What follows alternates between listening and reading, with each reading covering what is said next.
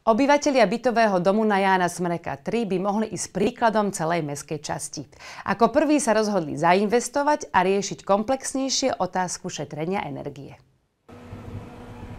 Vďaka najmodernejším technológiám ušetríte nielen energiu, ale hlavne peniaze. A ešte je to nápad aj od šikovných ľudí práve z našej krajiny. Ďakujeme šikovným Slovákom, boli vymyslené na Slovensku a zachytávať teplo, energiu, ktorá im uniká cez strešné odvetranie a cez kanalizáciu.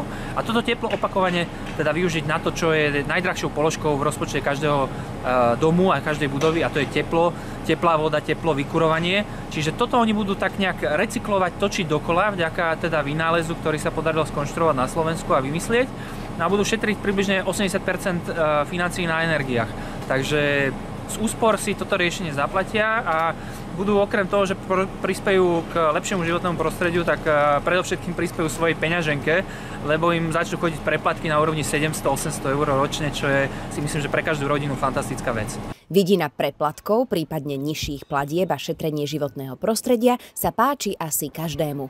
Dôležité je však premyslieť si vstupnú investíciu a následne zhodnotiť benefity. Vstupná investícia začína niekde na úrovni, podľa toho teda, aké riešenie využívame, začína niekde na úrovni okolo 300 000 eur, čo môže znieť byť strašidelná suma, ale keďže vieme tomuto celému procesu pomôcť vybavením výhodných, zvýhodnených európskych peniažkov na prefinancovanie tohto diela, ktoré sú so splatnosťou niekde na úrovni 30 rokov. A približne bežný takýto bytový dom minie ročne v súčasných štátom dotovaných cenách 70 000 eur na energie ročne, na takéto teplo ročne, tak z toho následne vychádza, že my sa hýbeme s návratnosťou niekde na úrovni okolo 7, 8, 9 rokov, samozrejme podľa toho, ktorý dom, aká spotreba tepla a podobne. No ale v kombinácii teda, alebo teda v kontraste k tomu, že ten úver je vybaviteľný a teda zabezpečiteľný na úrovni 30 rokov, tak v konečnom dôsledku tí ľudia zarábajú na tých požičaných peniažkoch. Ako som to povedal už predtým, splatiteľná je tá investícia čisto z úspor, čiže nezaplatia to teplo niekomu za spálený plyn, ale zaplatia to za technológiu, ktorá im zabezpečí vyššiu kvalitu, lepšiu presnosť, nižšie ceny a v konečnom dôsledku lepšie aj vnútorné celkovo prostredie v tom bytovom dome. Obyvatelia bytovky na Jána Smreka sa teda rozhodli do zelenej energie ísť. Čo ich teda čaká? V tejto chvíli ideme zdvihnúť na strechu poslednú skladačku tejto celej komplexnej teda skladačky a konkrétne je to vzduchotechnická jednotka, ktorá bude umiestnená na streche bytového domu.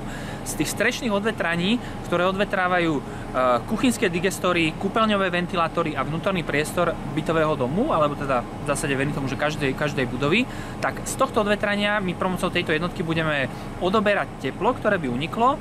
To teplo budeme odovzdávať cez zásobník, cez výmenník do zásobníka so studenou vodou a tú studenú vodu budeme pripravovať presne na tieto účely, kde teda vyvinutý inovatívny elektronický počítačový softvérový systém bude rozhodovať o tom, či to teplo potrebuje teplá voda alebo ho potrebuje vykurovanie a takýmto spôsobom teda budú využívať to teplo.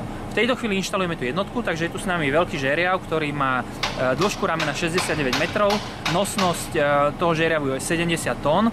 A pomocou takéhoto obrovského stroja budeme zdvíhať na strechu zariadenie, ktoré potrebujeme na tú rekuperáciu toho tepla z toho vzduchu.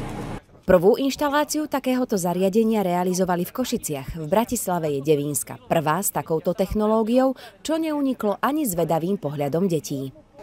Obrovský žeriav. Ešte nám ukázali, ako sa točí ten žeriav. Žeriav, jak ide úplne hore. Tak my sa tešíme, že takýchto malých divákov z Devínskej Novej Vsi zaujalo toto, čo tu robíme. Verím tomu, že ich zaujala práve tá technológia, ktorá dokáže šetriť peniažky a že doma asi teda rodičom o takýchto riešeniach povedia, pretože práve tie peniažky, ktoré tí rodičia, naša veková kategória nezaplatí za to teplo, tak verím tomu, že ich môže rozumne investovať a že ich investuje práve do tohto potomstva, aby mohli sa vzdelávať, možno ísť do zahraničia, možno študovali cudzie jazyky a možno sa posúvali ďalej, ako by samozrejme bez tých finančných prostriedkov sa v živote dostali. Takže toto je, verím tomu, to niečo, čo si tie deti odtiaľto zoberú.